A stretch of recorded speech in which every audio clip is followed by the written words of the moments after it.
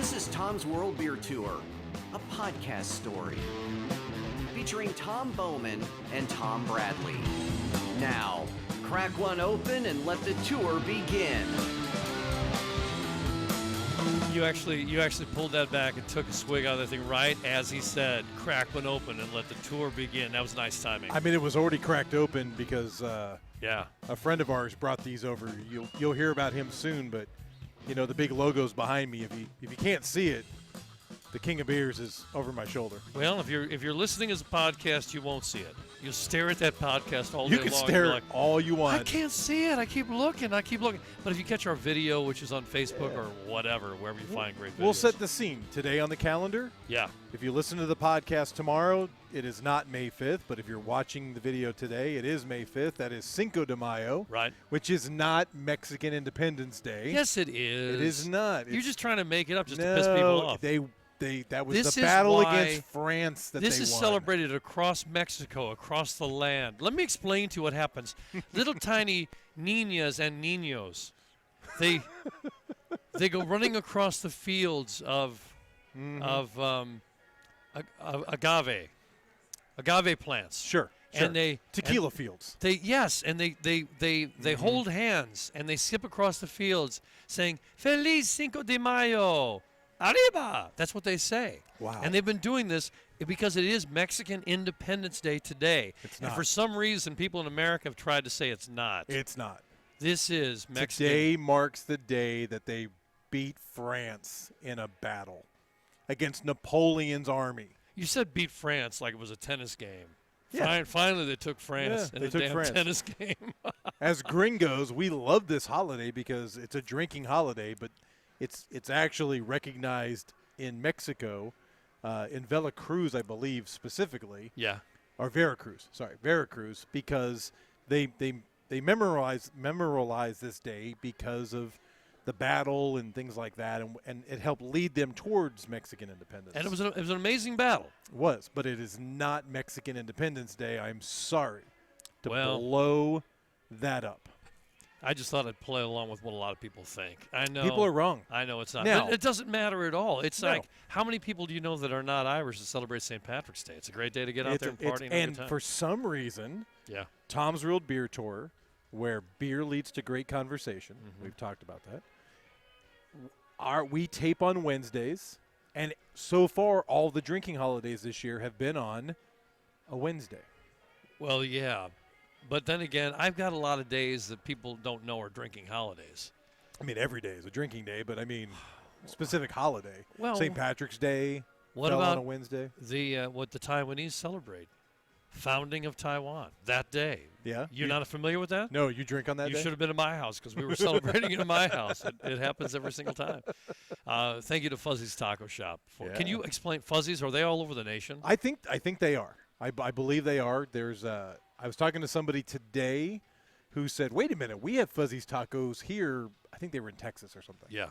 And I said, well, we're going to one today. Yeah. In fact, so those of you that are listening, I will tell you that we're sitting outside they have two patios. They have kind of a rowdy patio, and then they have this overflow patio. And being the good gringos that we are and the broadcasters we are, we're out here in the overflow patio because they're making a ton of money. I didn't want to get in their way. No. They're going to have live music over there, though, and that's going to be pretty cool. It is a fun holiday, and I realize that the podcast is coming out after Cinco de Mayo. But and you and I talked about it. We were like, do we celebrate it or ignore it? And I'm like, I really actually would like to go out and celebrate. We've all been cooped up for 14 months. Right. I want to get out and have some fun, and everybody's really starting to itch that way. So you know what's going to be fun this year is 4th of July. It lands on a Sunday.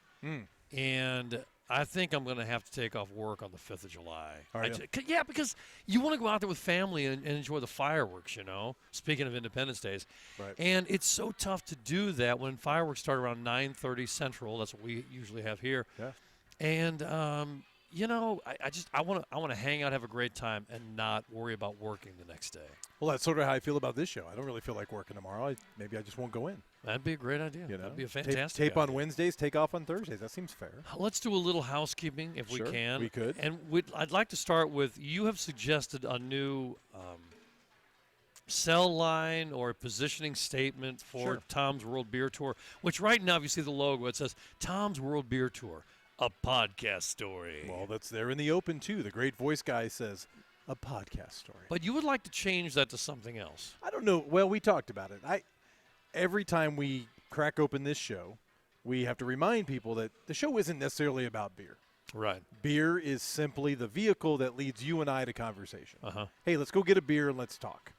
When you were talking about a career change, we got on the motorcycles, and we had a drink, and we talked. Yeah. Hey, man, I got a question for you. Well, why don't you come over, crack a beer, and we'll talk. So that's where this leads into. And you right? said when I talked about the career change, you didn't think I would fit into those style of dresses. And that's the whole thing. No, you've done a really good job, though. Well, Is that team training? Is that what's helping that? Yeah, that was part of that whole thing. Yeah, it really is. I mean, so what's your line? What is it? Where beer leads to great conversation. And let's see if that happens again today. We will see if that happens. We so will. It's a little bit of the housekeeping. The other things are, if you're catching this on Facebook, we'll tell you where to pick it up on a podcast. And if you're catching this as a podcast, don't forget you can go to Facebook. Would you do the honors, please? Well, as a podcast, it comes out every Thursday morning at 3 a.m. It'll be there for you on your commute. Anywhere you listen and download podcasts, you can subscribe. So Apple, Spotify, Stitcher, iHeart, all of those places. Yeah. You can go there, look up Tom's World Beer Tour, and hit subscribe. Because if you do that, it's automatically going to show up in your folder the next day. You won't have to go looking for it. It's already there. I've got about 12 podcasts, including ours, that shows up in my folder on a regular basis. And it's like, oh, yeah, that's right. I want to catch the next episode. It's right there in front of you. Yeah. If you're watching us on Facebook, the next step on Facebook is to hit up above where this video is, the follow button. It's one thing to like our page. It's another thing to follow our page. We get more ass if you hit follow, right? I mean, we get more asses. I mean, we get more people. Oh, you mean like more people? Yeah, I didn't mean the other thing. I don't know why you had to go to that. I don't know. I don't go know. down that but path. if you once again, if you follow us as we put out new content, you'll be notified. It's all about notifying you. We want to come to you. Which, by the way, do you personally get more action By doing this show?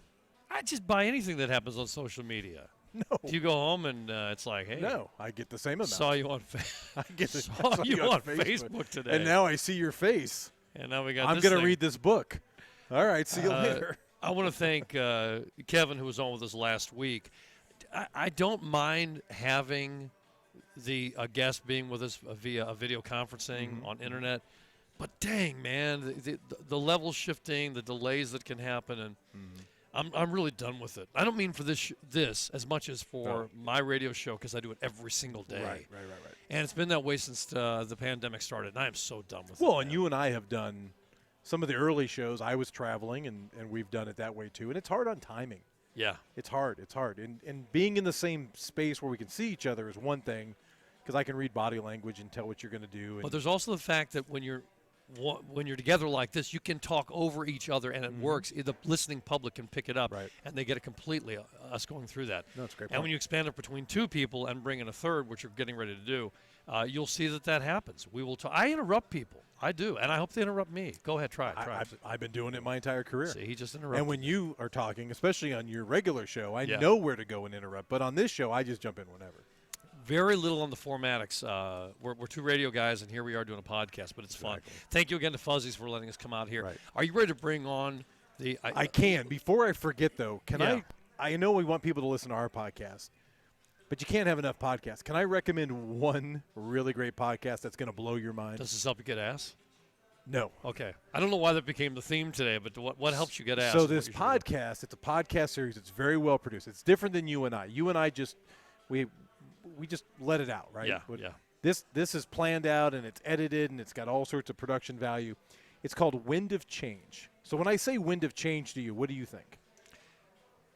That sounds like somebody's campaign slogan in 2024. Nope. It actually is a name of a song by a band called the Scorpions. Wind of Change. Ah, is that the one where he goes down through Gorky Park or whatever? Yeah. Here's the theory.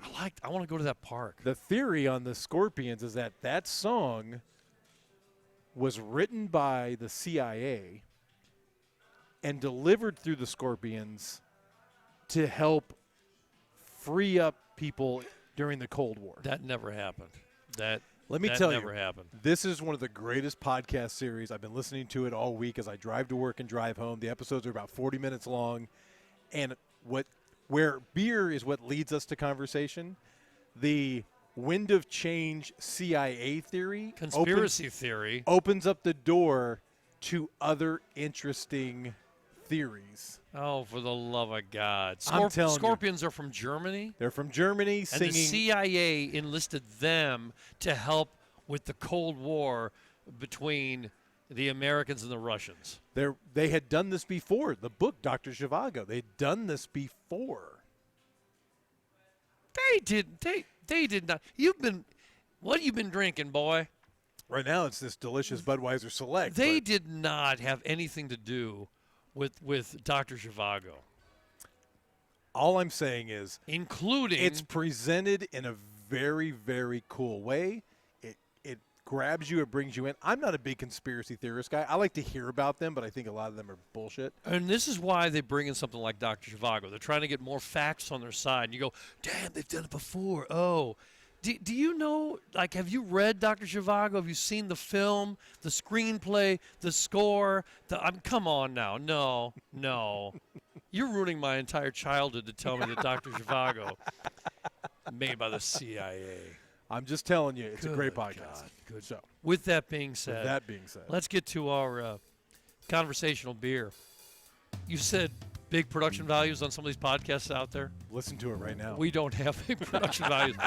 Have you practiced? I'm going to ask you every week. Have you practiced your trombone yet? No. You gotta start bringing it out so you can play along with our conversational beer, which we play every time when we get ready to bring those beers out to introduce our guest. And our guest today, he knows a little something about beers and conversation, and that would be the grandson of the guy that launched the biggest distributorship in our entire region, and that would be, up until a few years ago, only Anheuser-Busch, and that would be Scheppers Distributing. And right. Old man Scheppers' grandson, Joe Priesmeyer. Is that how you like to be introduced? That's absolutely how I love to be introduced. I thought so. No, honest to God, I'm super proud of the fact that I'm my grandfather's grandson, so I can't think of anything better. What a cool thing, man. Did you want to do something else with your life? Paint, ballet, drive a speedboat? Work for the CIA and create Work for music? the CIA, right, Dr. Zhivago, Well, too? I had this theory about Sound of Music that I was going to See? do a whole book about. And it was going to free China is what it was going to do. Yeah. No, I mean, anything you want to do in your life, you wound up doing this. I know you love what you do. But did you ever feel like you were being forced into it, or expectations, or what? No, not at all. I grew up here in Columbia, went away to go to college. I went to New York City, right? So I got in, talk about a completely different environment. Got up there, fell in love with New York City, thought I'm never coming back. I'm going to find something to do out here. I'm going to stay out on the East Coast. And graduated, I'm going to date myself a little bit, but graduated at the height of the recession of 1991 and couldn't find work, couldn't find a job out there. I stayed out there and for about 6 months and couldn't find anything. So I came home like most college kids do and moved back into my parents' basement for a while to regroup and figure out what I was going to do. And my uncle, who was running the business at the time, said, come on out if you need something to do and I'll pay you. And I had worked out, I'd done summers, as a high school kid, sweeping floors and stuff. So I was like, okay. Came out, started sweeping floors, doing route work, moving kegs, and 35 years later here, I'm still here. So That's amazing. I mean, you have to admit, that's the best way to start. Like, if you're not picking up kegs and moving them, how in the world can you be working on a ledger or discussing with suppliers the next kegs that are coming in? You have to have some of that really down to the pavement feel of what goes on with a distributor bringing drinks to people. yeah, it was a lot of hard work. I will tell you, our frontline guys do really hard work. It is hard, and it is, backbreaking a lot of times when we get busy. Yeah. But we also have a lot of fun, right? We try to have a lot of fun, and we try to make it so that we enjoy it. We work hard, we play hard. Damn, right? and it was busy this year, which I want to ask you about the pandemic and bring that on. But let's crack open some of our conversational right. beers. It is Cinco de Mayo, and Which is CC. not the Mexican Independence Day. CC, senor. That's right. By the way, while we CC. do this, for those of you listening, this won't make sense. But for those of you watching, Joe, who is this behind us that is in every shot now with a camera? This is We got a camera on camera. It's kind of yeah. odd. camera on camera action. This is my stepdaughter Delaney. All and right. We call her intern Delaney, I believe. There we go. That's not what you called her when she walked up. You called her Bug. Well, that's true. That's a little term of endearment between you guys? That's my nickname for her. Yeah. All right. Pass these bottles around. I just thought people might want to know, why is there a camera over your shoulder in every camera shot? I believe she's doing a school project, if I'm not mistaken. Oh my God, you're going to fail if you're looking at us. That's part of the goal, I think. So I went for, since it is Cinco de Mayo, I picked out a beer that Scheppers Distributing carries. And can you give us just a little bit on this? It is Estrella Jalisco. Estrella Jalisco. It's a fairly old beer. It's not quite as old as Budweiser, but it's about a century old. Really? Yeah. Brewed in Guadalajara, Jalisco, I'm pretty sure. Or at least that's where it started. I don't know if that's where it's still brewed. It is still brewed in Mexico. It is an import. But that is its place of origin.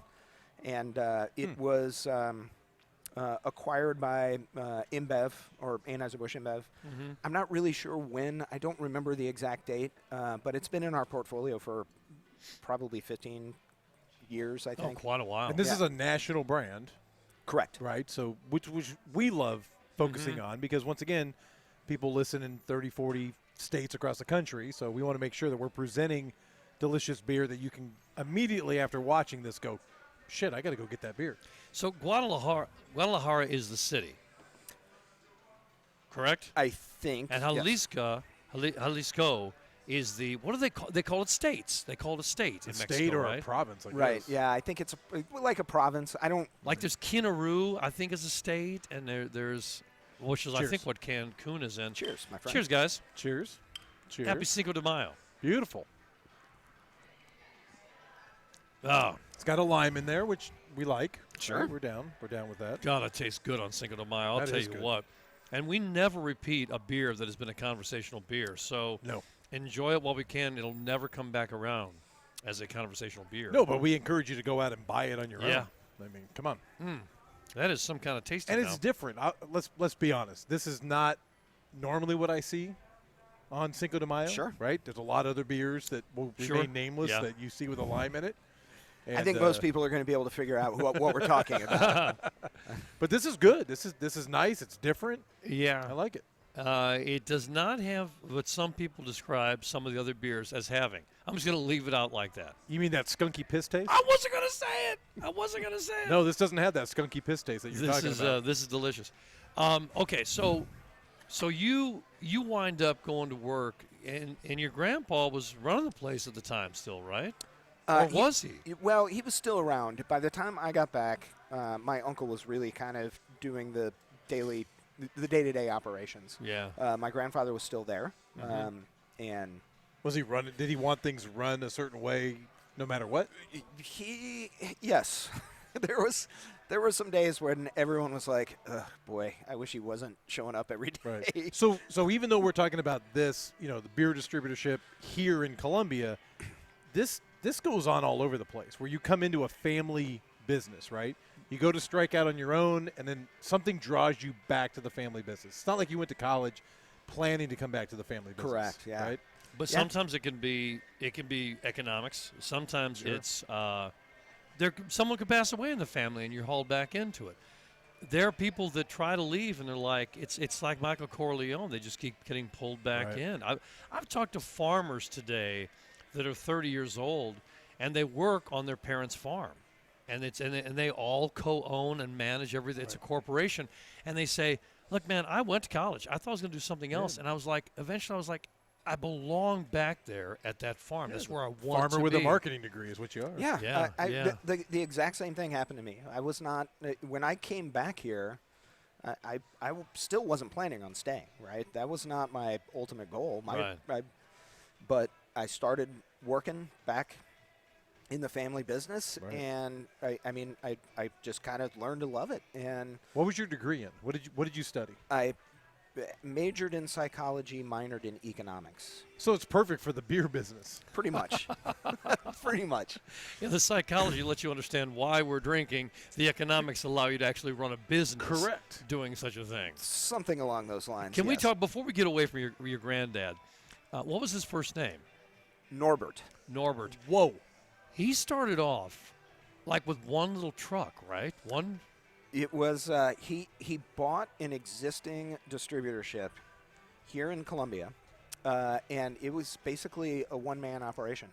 My mom was trained to answer the house phone between the hours of, I don't remember, but starting at like 7 in the morning until 4 in the afternoon, she would answer the house phone, Scheppers Distributing. She was 7 years old.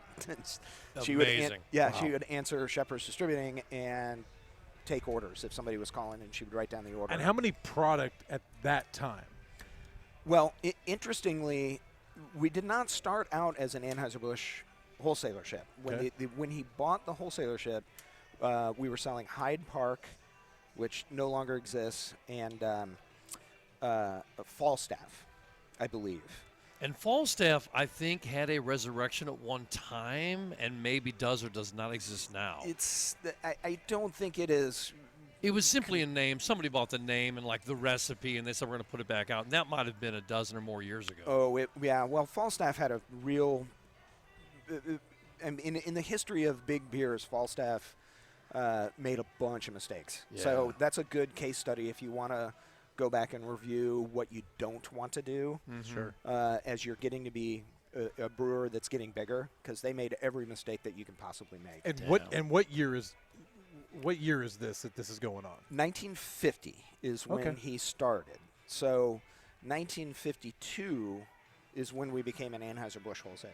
So it was fairly soon. It was pretty close. Now, my grandfather was driving to St. He was also the over-the-road driver, so he would drive to St. Louis to pick up the beer, Hyde Park and Falstaff, and I think there was one other brand, but I can't remember. It was another brand that doesn't exist anymore.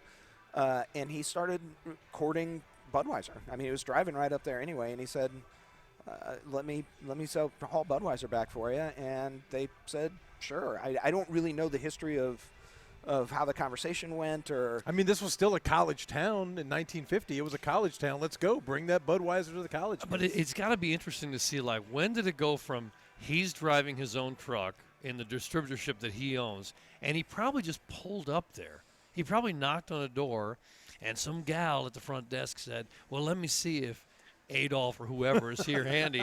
And they were, when did it go from that to, you better have your attorneys talk to our attorneys?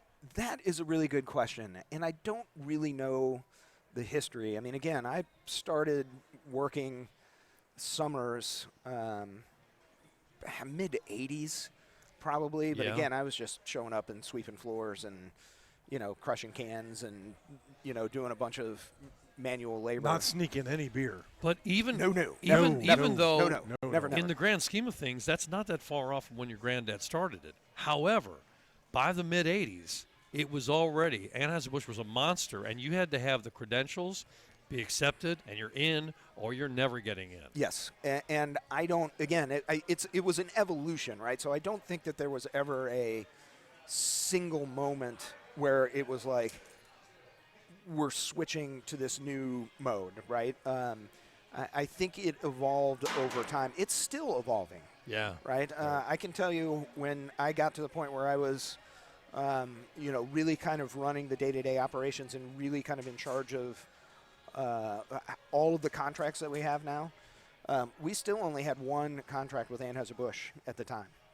Now we have 3 different contracts with Anheuser-Busch, and one of the contracts has probably 5 different addendums relative to different new products that they have brought on. So it has really Still been changing. Yeah. And only a handful of years ago that you guys wound up being able to bring more and more products into your portfolio locally, because before that it was A, B, or you hit the road jack, right?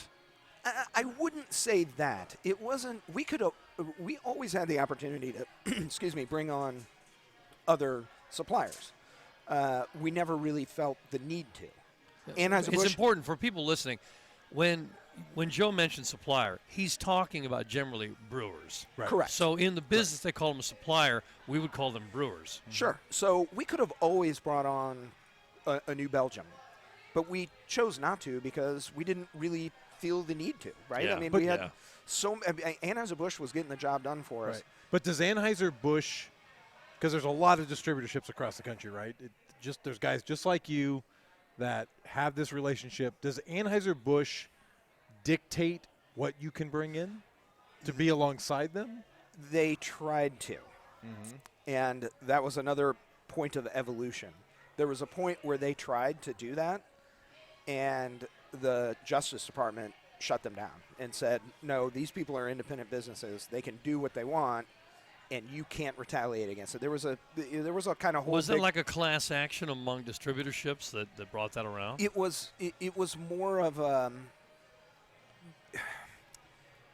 without getting too far into the weeds, it was when InBev bought Anheuser-Busch and they tried to flex their muscles, and the Department of Justice said, at the behest of the wholesalers, we said, as a group, right, not as individually, but we were like, wait a minute, what they are trying to tell us we don't think is legal. And the Department of Justice says, yeah, you're right, they can't tell you that.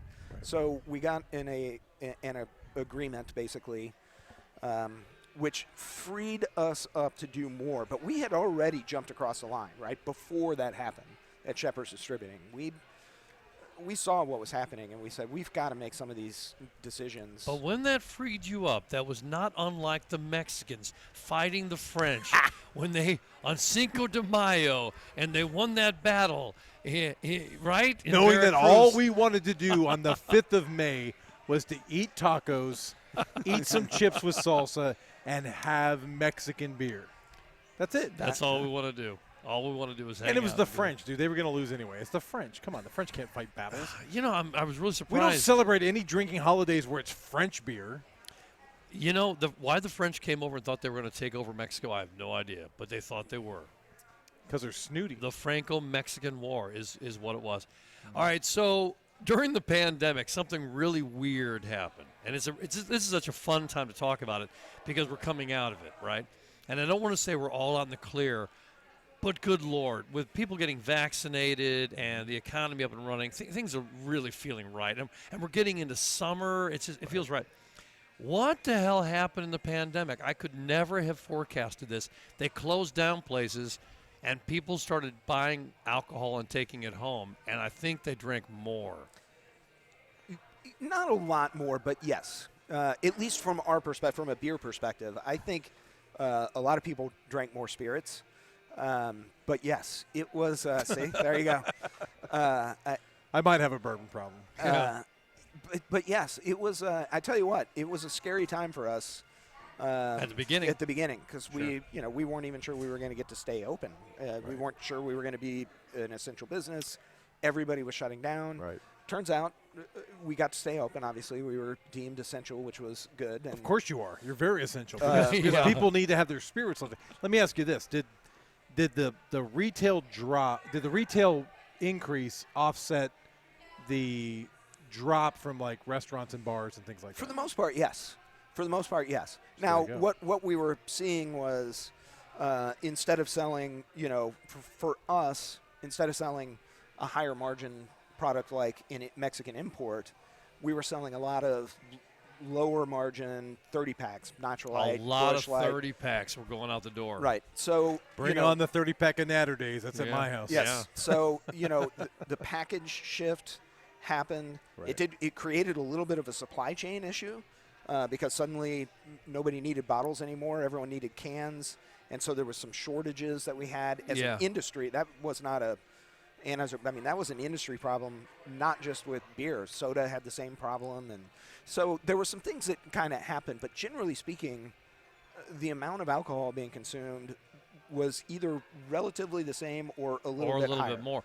Here's what I don't want. I don't want anybody after the fact, and we're way after the beginning of this right now, to sit here and act like, well, yeah, it all makes perfectly good sense. Dude, in hindsight, it does. It all makes good sense. Right. But none of us forecasted this. We didn't have any way of knowing how people were going to react. Now, look at my own consumption. It changed in a weird sort of a way. Because I drink usually more out at the restaurants and bars, but they're pouring more in pint glasses, number one. Number two, a lot of them tend to, in my world, tended to be higher alcohol content because they're craft beers and they're coming out there and like, oh, here's an 8.5, here's a 9.8. And so actual alcohol consumption, I don't know. I bought more Bud in the last year probably than the year prior because I was picking up 12s and cases and bringing them home. And Bud is what, 5.5? It's 5.2-ish, yeah. 5.2. And so now I'm at 12-ounce pours because they're in a can, Right. and they're 5.2. Did I drink more beer that evening than before the pandemic began? Well, you probably I don't know. consumed more liquid. More liquid. And your alcohol content probably stayed Probably stayed about the same. about the same. So it was really weird for me. He had to fit in those dresses. Yeah, That's the well, problem. I know. Yeah, I know. obviously. He looks good in them, too. Just Obviously a lot Just more between at you and home. me. So the recycle bags here in Columbia, dude, bottles and cans, I was filling them right and left. I mean, 4 bags a week. And people are like, what the hell? I'm like, I used to drink part of this out, and now they're all here. But other people, I think, actually they would go 4 and 5 days without a cocktail. And now they were having them every evening at home, even if it was only a couple at a time. It became part of the norm. I Yeah. mean, people were staying at home, and they were Zooming with their friends to have drinks and things like that, and you had to do it in your house. Yeah, well, and I will tell you, the thing that I noticed that I don't think a whole lot of people talk about, but the workday ended for most people a lot earlier, right? Well, Well, it was a split work day. They would start drinking around 3 or 4, and then at 7 they'd go back and go, well, I better do this email, and then work productivity went way down. But yeah, probably I saw it. I was like, we had meetings all day until about 3, and then I was like, everybody has just started drinking. Right? Yeah. So Yeah. happy hour got shifted up a couple hours. See, in my office, I block out my calendar from 3 to 5 across the board 5 days a week. Just easier that way. And you always have? That's a great idea. Oh, yeah. No, that's interesting that it worked that way. And I don't work in the same environment that you do, so I don't have the same kind of meetings that way. In fact, my meetings Our beer meetings. I have beer meetings on a regular basis, like Yeah. a Tuesday, Thursday. I'm Exactly. going out. Joe, we had one today. Yeah, absolutely. And I tell people, I'll meet you at 4 o'clock, and let's have a couple beers and discuss business. Those went down to 0. And I'm like, okay, what am I doing now? And No, I think you honestly- and I had an early beer meeting in like April of last year in a park, 8 feet apart from each other. Oh, that's right. Drinking beers out of cans. God, I forgot about that one. yeah. Yeah. I came over to your house. I Yes. don't remember when it was, but same thing. I was like, Yeah. We did the cul-de-sac, and right? we sat on the sidewalk in the cul-de-sac, and Yeah. I forgot about the park, though. I know, right? Early on. It was cold that day. It was like a year Why ago. the hell did we go there? I don't know. It's by your house. I don't know, but we did that, early on in So in you, those so you days. come in, you come back out of college. It's the age-old story. You're back in the family business. They pull you back in. At what point do you get into a position where you're like, the way we've done it till now is great, but times are changing. When do you get to put your stamp on it? well, I will tell you, I think the moment for me was, and I'm going to tell you a little bit. You may remember August Bush III, right? Who, before Anheuser-Busch was bought by InBev and became this global company, was the head honcho at Anheuser-Busch. Yeah. Scared everyone, right? He started coming and visiting us on a fairly regular basis. He would show up about once every 6 weeks or so. He Here. would- in Columbia. Wow. Would literally fly his helicopter in. I'm honest to God, would fly his helicopter in, land it either in the field next to our warehouse or in the parking lot, and come in and say, I need to have a meeting. Sometimes Here's an interesting tidbit about helicopters. If it's not restricted airspace, all you need is permission of the landowner. and you can land there. Yeah. No flight. Wow. I don't think you have to file a flight plan. Now, and that may be pre-2001, but I think that was, yeah. Yeah. So Do you get any kind of heads up that he's coming? Or do you just Yes. hear? Or do you just hear? No. But he would usually call me like From the helicopter? 5:30. No, the night before. I usually got about 10 or 12 hours notice. He would call me at like 5:30 or at 6 the night before he was coming in and say, Joe, what are you doing tomorrow? And I'm like, well, working, I guess. Yeah, apparently entertaining right. you. I don't know. He said, well, you mind if I come in tomorrow? Sure, come on in. We'll be ready for you. And then he would say, because he got to where he wanted to do focus groups, right? So he would say, at your place? at our place, he wanted to talk to college kids, right, of legal drinking age, but he wanted to hear what they were drinking. We call this Bud Light. What do you think about this? So, but he would literally go, can you have a couple dozen college kids there tomorrow morning at like 8:30? And In the like, morning? Yeah. I'm like, what do you think? I just keep them in the warehouse? Like, so I would have to go out that night, and I would come to a place like this where there's a bunch of college kids hanging out with a wad of cash and go, here's $50. You get another 50 if you show up at the warehouse tomorrow morning at 8:30 in the morning. wow. I'm sorry. This creepy guy rolled up on me on a Tuesday night asking if I can get the other half of this $50 bill if I show up at Scheppers. You call him a creepy guy. I call him daddy. Let's go. I'll be there in the morning. Let's do this thing. So, Wow. we would have these fire drills, but there was one meeting where, and this is, going back quite a ways, and this was when the industry was starting to change. And I told him, this was not with one of the focus groups. This was when it was just him and our staff. And I told him, sir, the industry is really changing. You need to go out and start acquiring some of these craft brewers that are popping up, because they are putting a dent in what we are doing.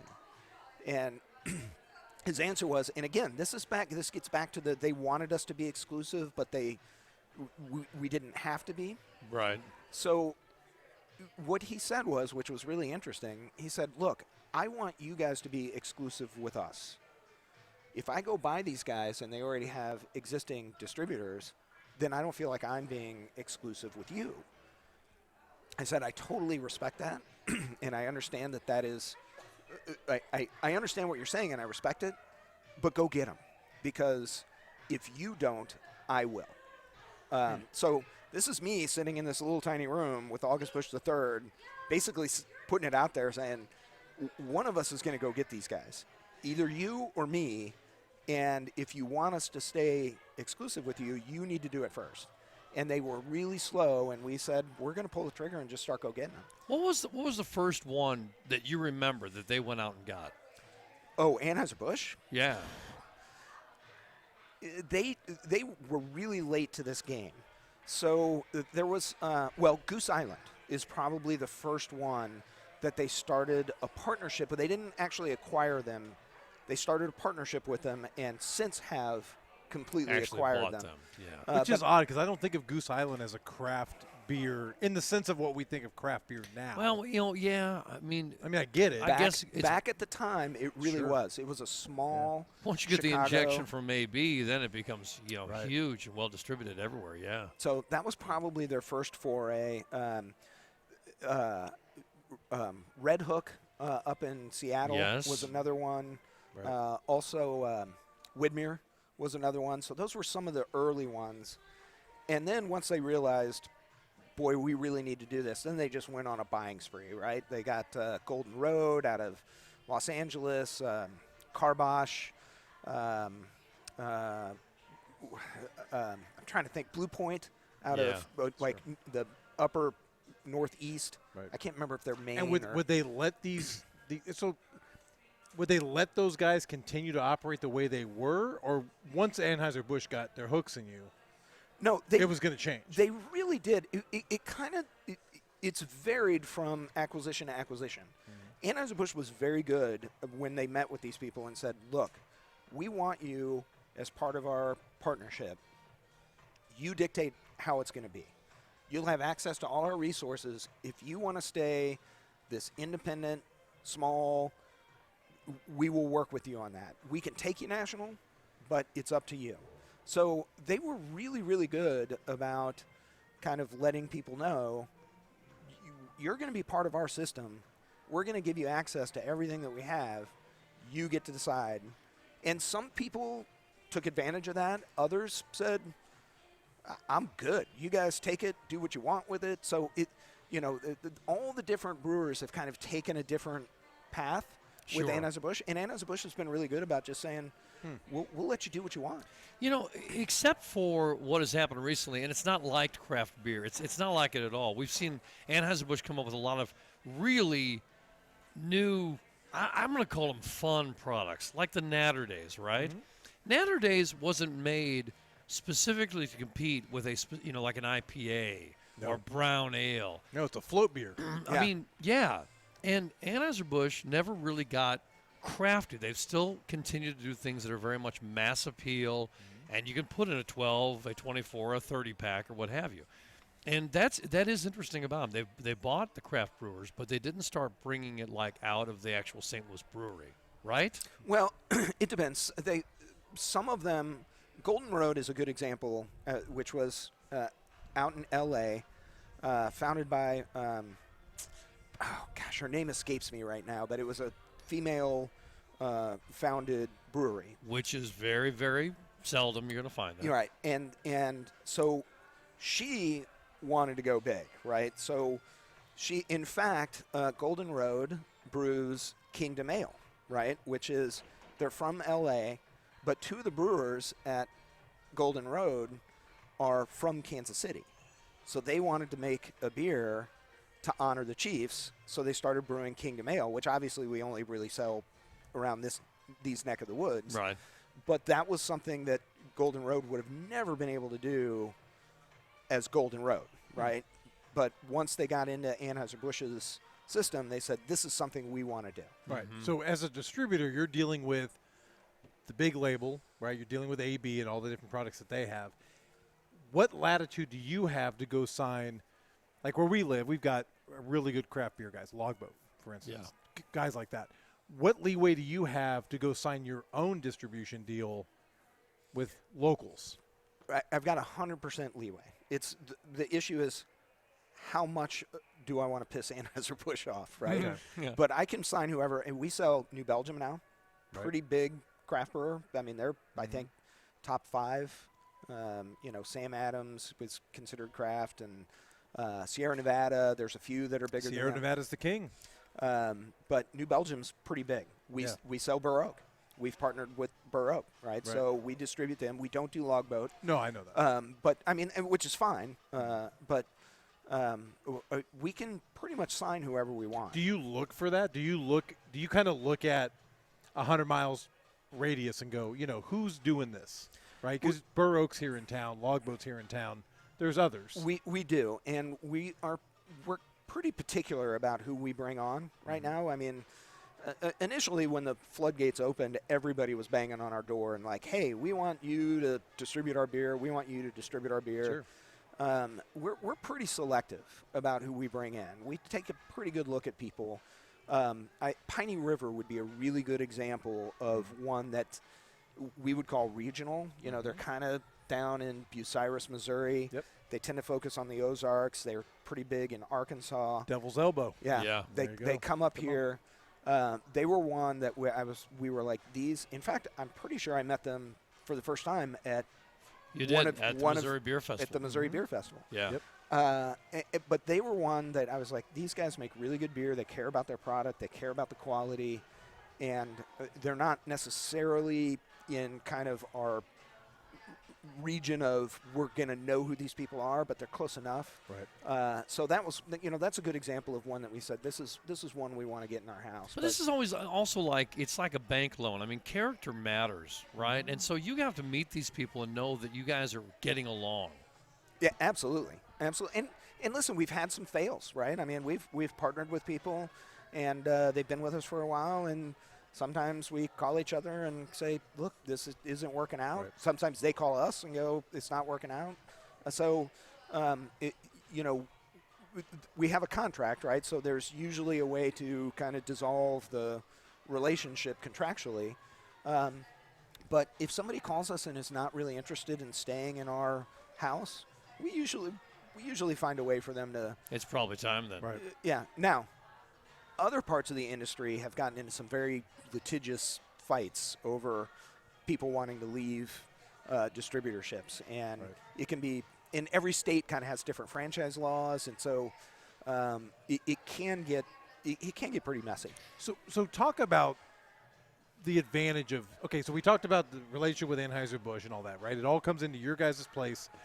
But at some point, part of the job is going to retailers, going to liquor stores, going to bars. Somebody's going out, and you're looking for product space, right? I mean, Correct. That's a big part of this. So for me, as a local craft beer guy, the reason I want you guys is because you have relationships at grocery stores to give me space, right? Talk about that.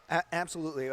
I always try to explain our business in the very simplest of terms is we really do two things, right? We do logistics, right, which is moving the beer from here to there, or moving the beer from there to here, and then moving the beer from here to the retail accounts. So, at a very basic level, we're a logistics company. But we also do provide this sales function, right, which is why people want to get in, because they're like, you guys are the ones that have the best. They've got options, right? There are other distributors, there are other wholesalers that have different models. So, they need to find the best fit for them.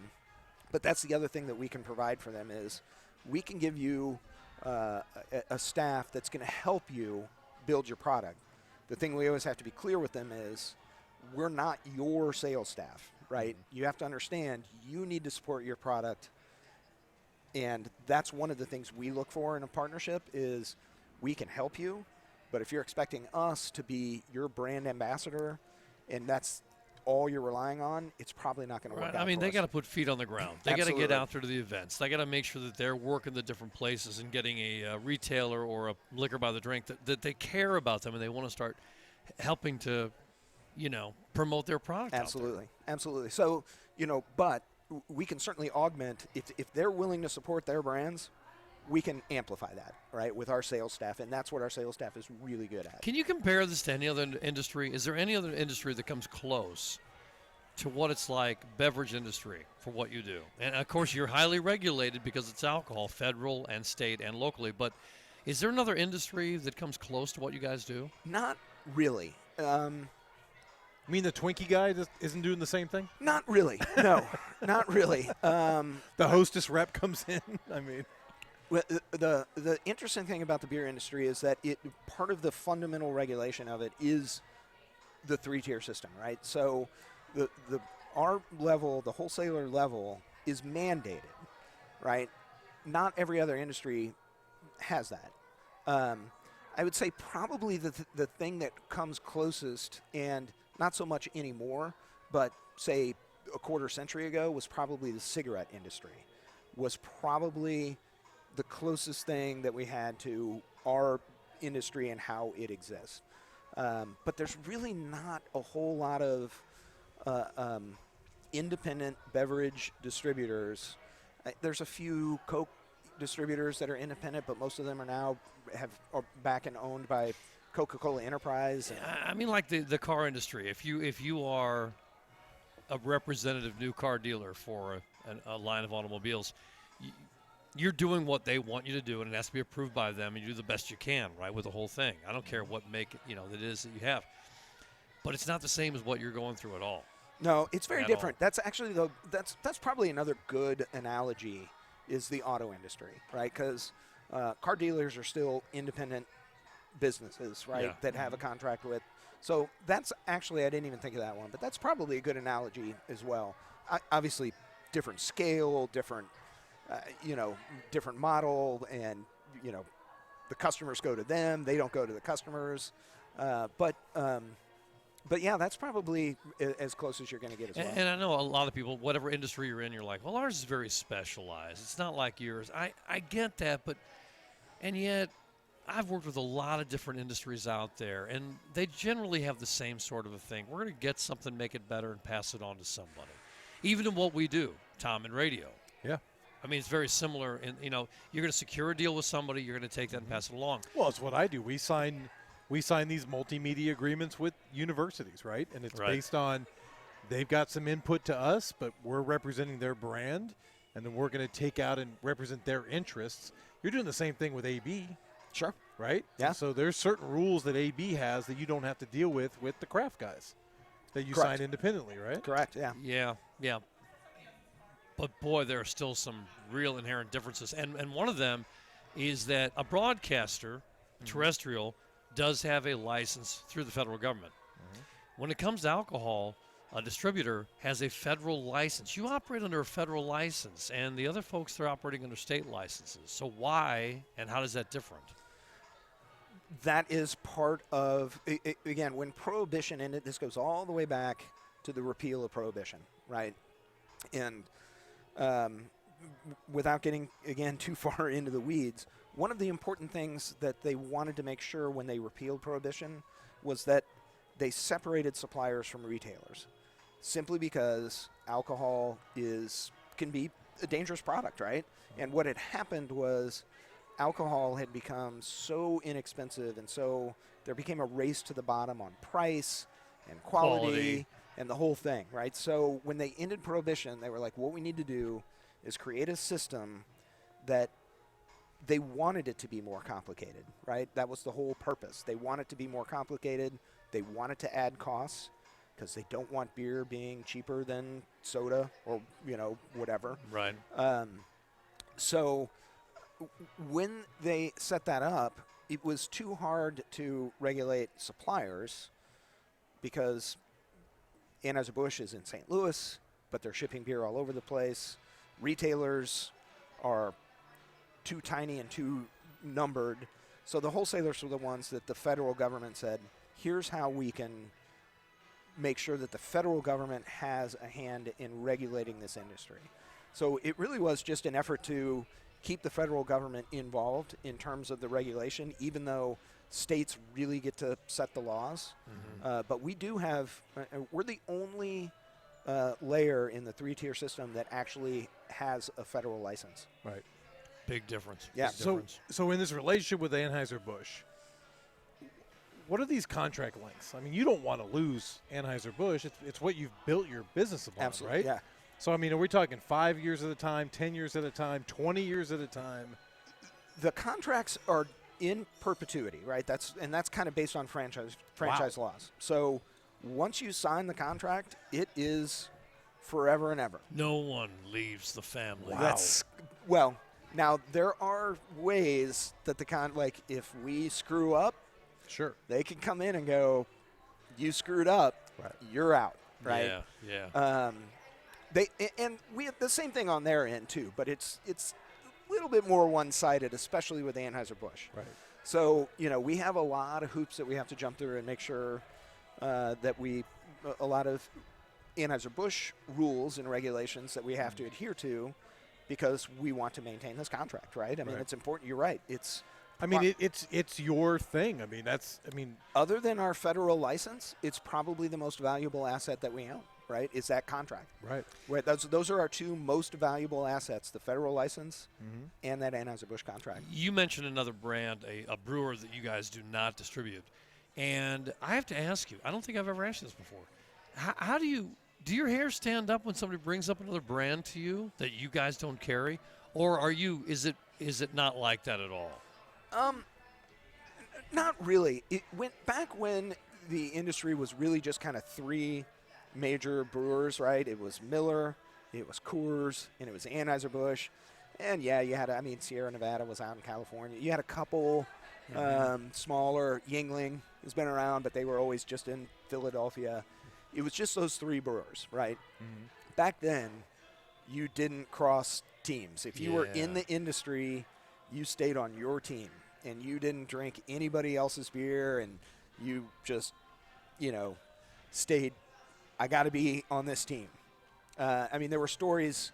Did you ever come out to your car and find a Coors beer sitting right there at the driver's door, and you're like, that son of a bitch? There were stories of people that we never did this, but there were stories of Oh, no, people never, getting never. fired because somebody saw them drinking a competitive beer like in a bar. Right. Well, this happens when you sign endorsement deals. It's like you better not be seen drinking a Pepsi when you signed with Coke. Right. It happens. So, but as the industry has evolved, right, and this is one of the things that has kind of happened with craft, is the craft brewers were obviously wanting to build their own businesses, but they were also very supportive of anybody that was in the craft industry. So the industry has kind of shifted. It's not as intense competitively anymore in terms of I better never see you with a competitive beer.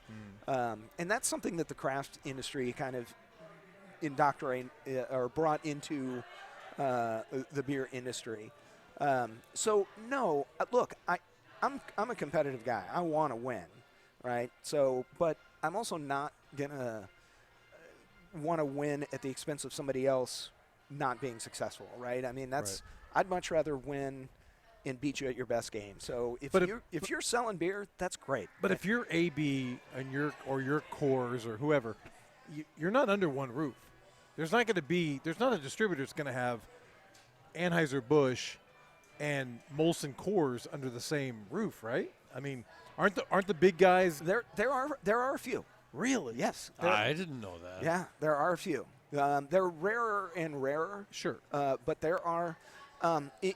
Think of like states like Montana and Wyoming where there's a lot less population and you have this giant territory because you have to have this giant territory. No one wants the territory. That's right. They're not going to compete with you, and so the big brewers say, please take our product out there. So basically it's just one person or two people or three, and they just kind of take everything and say, because the reality is in order for them to survive, they have to have all that stuff. Sure. Right? So so there are places in the country where there are still Coors, Miller, Bud, and wholesalers all under one roof. See, I've always loved the restaurant industry, and I didn't realize this early on coming out of radio because we hated everyone that wasn't us in radio. Still do.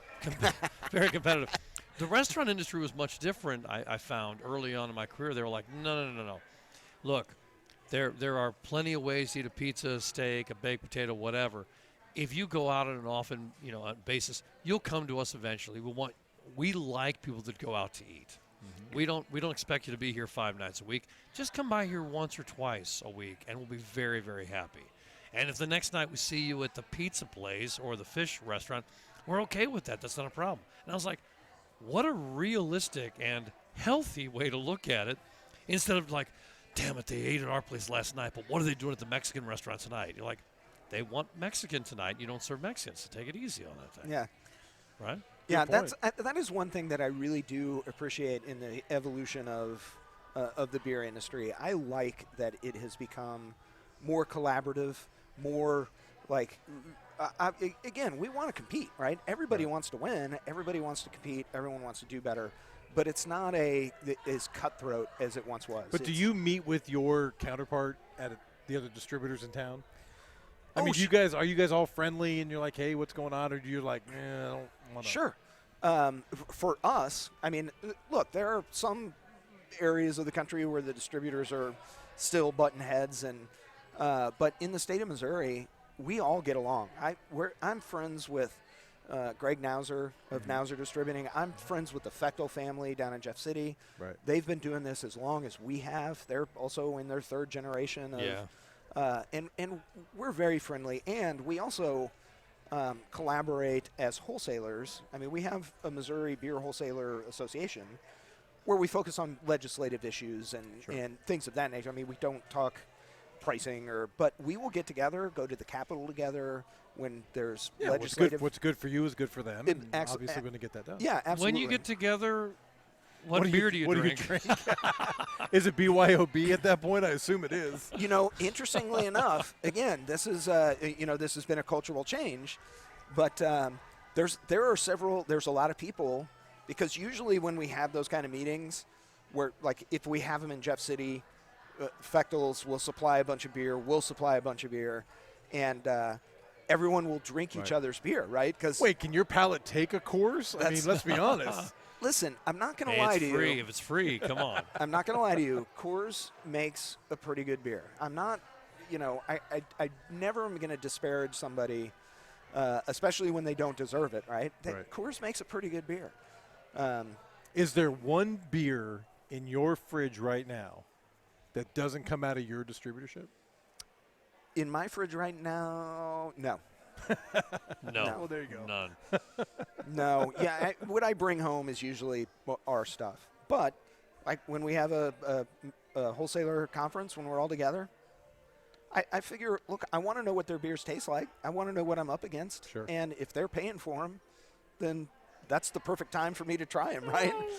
So at the end of the cheating just a little bit Correct. now and then. So at the end of the day, what people need to understand is it's all right to come back to the family business. Go venture out a little bit, but it's all right to come back to the family business. Yeah, I think so. And, like I say, it was not something I really – Where do you pass it on to at this point? Well, at this point, we have Is there another family member that's going to – my cousin. We have it's always a cousin. Well, it's interesting. Always a cousin. It's I'm third generation, right? My grandfather, my uncle, and now I'm third generation. But my mom was about 10 years older than her two. She was born early, and then she had a younger sister and a younger brother, about 10 years after her. So she started having, she married my dad and had kids long before her younger siblings started having families. So right now we have one of my cousins and her sister's now husband, so her brother-in-law, who are coming up in the business. And I kind of refer to them as 3.5. Technically, they're still third generation. Just a little bit later. But they're about 15 years behind where I am. So I'm Right. kind of like, you're not really fourth generation, but you're not really third generation. Is there either. that You're- pressure? Is there that phone call that you get that goes, listen, you know your cousin Tommy. He really needs to find what he's going to do in life. Do you got something for cousin Tommy to do? Well, look, it is a family business, right? So we've had a lot of family members come through the business. Both of my brothers worked in the business, decided to go on and do something else. I've had multiple other cousins that have worked in the business, decided to go on and do something else. So yes, in the sense of if you're a family member and you're thinking, I want to give it a shot, we are going to find – I mean, I know it's nepotism, but it's nepotism. But it's a family business. But it's going to be okay. You can start off where I did. Yeah. So the ultimate message You can is start off sweeping floors and hauling cakes. It's a family business. So if you do 23andMe and Joe Priesmeyer comes up as a match in 23andMe, you should give him a phone call and head over to Columbia, Missouri so you can be part of Scheppers Distributing. That's funny. You know what? I did a DNA test, but I don't know that I ran it up against Joe's family. I may want to. Can I check that out? You think there's enough AB product in your blood that you're part of Scheppers already? I think there is. That's true. That's true. I think there is. I'm pretty. Speaking I've seen him drink, so I'm. That's Oh, true. yeah. That's true. I'm on that pretty one. sure.